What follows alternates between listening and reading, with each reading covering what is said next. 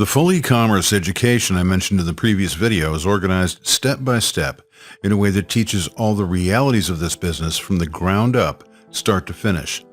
Let's start by talking about one of the basic e-commerce lessons from that education, understanding types of business. As I talked about in the intro to this series, most of the so-called business models that are sold online by the social programming junk marketers are simply half-baked, repetitious babble that's designed to get you to spend more and more money with them until you're broke and you simply give up. However, there are other specific reasons why those business models, even if they were taught right, simply do not work for home-based business owners. We're going to talk about those reasons here, and we'll also talk about what does work. But first, I want to warn you that you might not like what you're about to hear. If you've already tried to learn this business elsewhere, it's almost certain that you've gotten involved with the junk dealers. And the people who have already invested in junk business models don't like to be told that they're stuck in junk business models. They tend to tune out or ignore that kind of revelation because they've already spent so much time and money on the junk. Because they don't want to admit the problem to themselves, they tend to convince themselves that even though what they're stuck in fits the description of a junk business model, the one they invested in is probably okay, it's just all the others like it that are bad. Please don't fool yourself like that. That's part of the social programming I've been talking about, and this is where you start to throw off that programming and learn the truth. A successful business owner is someone who's learned to remove emotion from their actions and responses and take a clear, rational look at the facts. The goal of a business owner is to make money. That means carefully researching and choosing a business model that earns the most profit with the most reasonable investment in time and money. Any business that's going to earn a real profit will have a reasonable investment in time and money. That's no big revelation. It's simple common sense. Yet common sense flies out the window when the social programmers start promising boatloads of quick and easy money. The lie of quick and easy money is very different from the reality of profitable and reasonable.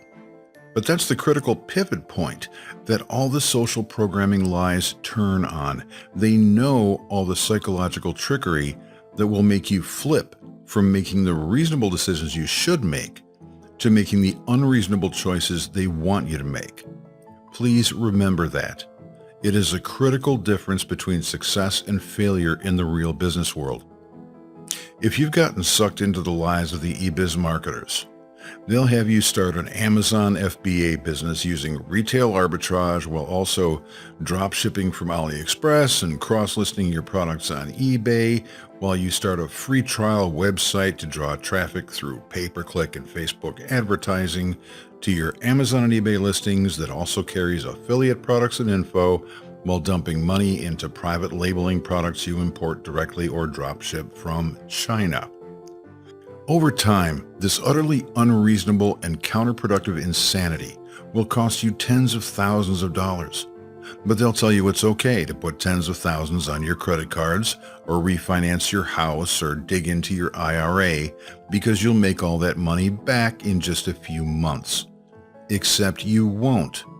You'll never make any money that way.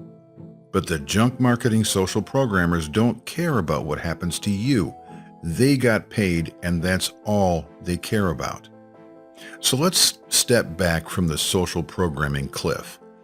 As a successful business owner must do, we'll break this down into what's profitable and reasonable in the real world and what isn't and why. No matter what anybody tells you, Amazon is a horrible model for small business. As a small business owner, you're forced to play by a completely different set of rules than the big businesses do with Amazon. If selling on Amazon were a dinner party at Amazon headquarters, the small business owners would be seated on dirty benches in the sub-basement with wooden bowls and a tub of gruel, while the big business owners are being waited on hand and foot in the formal dining room. Profit potential is a key part of a successful business. Let's say, for example, that you own a pizza shop that's been in your family forever. And just down the street, a giant national pizza chain opens a franchise store. To be competitive, you have to sell your large pizzas for the same $15 that your new competitor sells them for. As a small business, you can only afford to buy and store small amounts of ingredients at a time, which means the wholesale cost for your ingredients are much higher. So your large pizza costs you $12 to make, you have to sell it for $15 to stay competitive, and your profit is only $3. However, the national chain store down the street is backed up by a huge infrastructure that can buy massive amounts of ingredients at much lower wholesale prices than you can. So their pizza only costs them $3 to make. They sell it for $15 and their profit is $12 per unit. They're making 4 times the profit. And that's only the beginning of the problem. There's a lot more. As just one example, you have to advertise to stay in business. You have a very limited budget because you have very limited profits. Your national competitor is part of a giant machine that has access to tens of millions of dollars a year for shared national advertising. As another example, the goal of a large company is always to crush its competitors and run them out of business.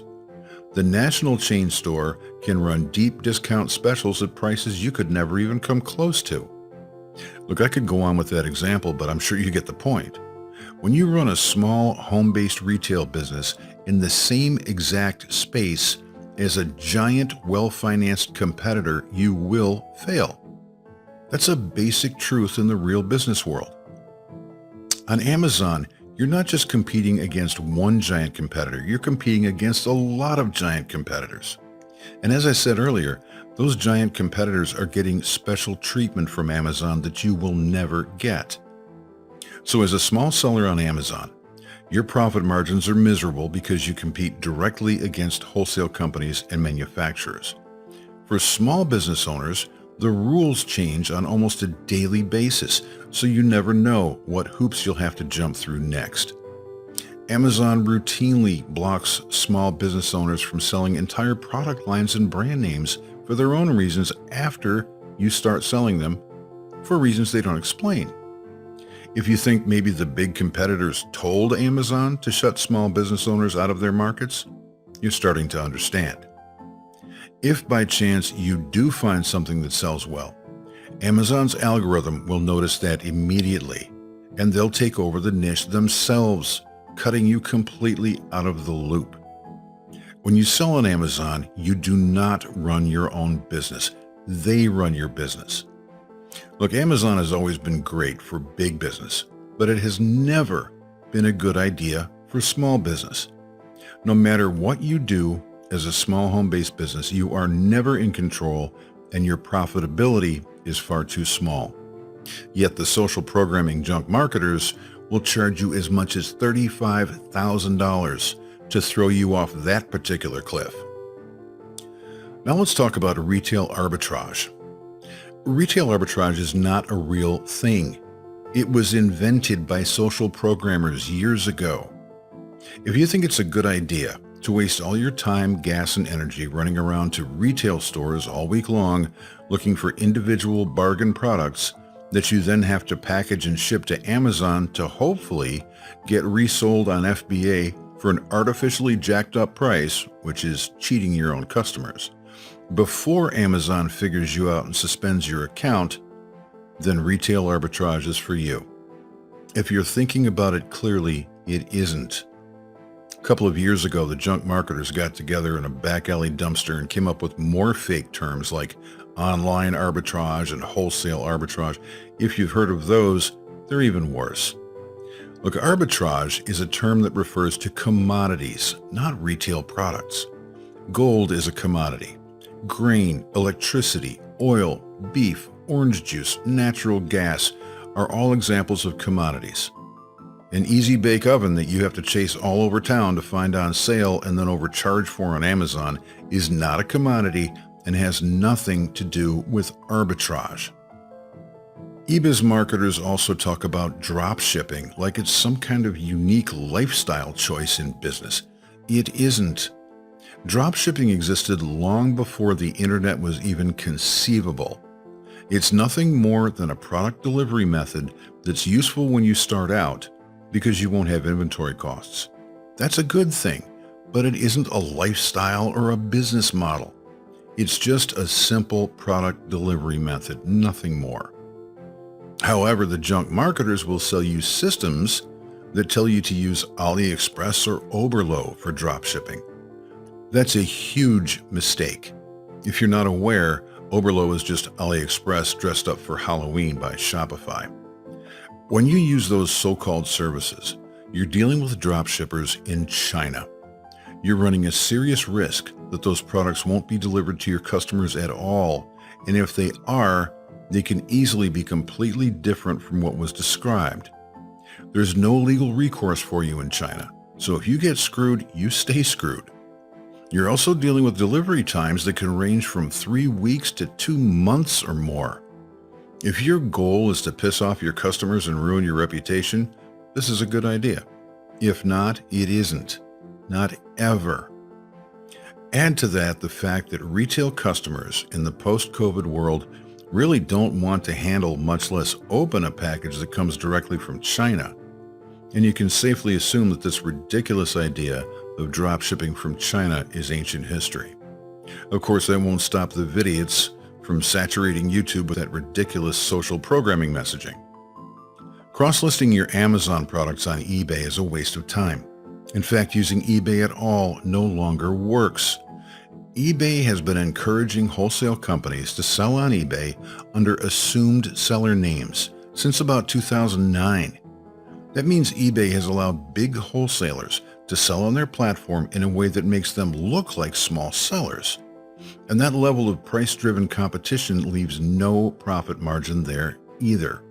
They've basically turned eBay into a cutthroat mini Amazon, as any experienced eBay seller will tell you. Trying to drive traffic to Amazon and/or eBay through paid Google or Facebook ads is just as ridiculous as everything else we just discussed. Look, first, as a small business owner, you can't make enough real profit on Amazon or eBay to pay for any serious level of advertising. You'd spend a lot more money than you'd make. Second, social media advertising doesn't translate well to Amazon and eBay or to any platform, really. People who are on social media platforms are there to enjoy themselves. They're talking to friends and family, they're playing games, they're sharing stories and images. It's social. It's common knowledge in the advertising world that there is always a right time and a right place to advertise to people. That time and place is not while people are relaxing in social spaces. They're annoyed when they're interrupted by advertising. Here's a simple example. Have you ever been watching a how-to video on YouTube that gets interrupted by ads every 5 minutes? I mean, how annoying is that? How often do you abandon what you're trying to learn and click on one of those ads? Maybe sometimes, but not enough to make it profitable for small home-based business owners operating on a tight budget. Third, you should never pay for advertising when you start out in this business. Please note that I said when you start out. Google and other ad platforms can work for you later once you're established. But blindly advertising from the minute you go online is a huge mistake. You're shooting in the dark. You don't have any data on your customer base or on the keywords that'll work for you. Now, the junk marketers love to program people into advertising because they send you through their affiliate advertising links when you get started. That means they make commissions on all the advertising you do, even though they know it's useless to you. Once again, they make money, you don't. Professional advertising agencies know that in the real business world, advertising is always done based on historical client data and purchased with profits, not with capital. Natural content marketing through social media is a far more powerful way to get ranked in the search engines. It allows you to gather the data you need and start making the sales you need. Later, if you want to, you can use that data and revenue to start some initial advertising. However, natural ranking will always be more powerful than paid advertising. We'll talk about that more later in this series. Placing affiliate links on your product pages or in your marketing will hurt your business. Search engines follow every link they find on your pages, and they take everything they find on the other end of those links as being part of your business, which it isn't. Sending confusing messages to search engines by muddying your pages with affiliate links will really mess up your search rankings. Affiliate marketing is also a bad idea because you have to do all the same work to market affiliate pages as you would to market your own pages where you sell the products yourself. As an affiliate, you get a small commission. As an actual product site owner, you keep all the profits for exactly the same amount of work. Small commission versus full profits. Not hard to figure out. Private labeling is yet another eBiz marketer gimmick. You have to look at this as a business owner.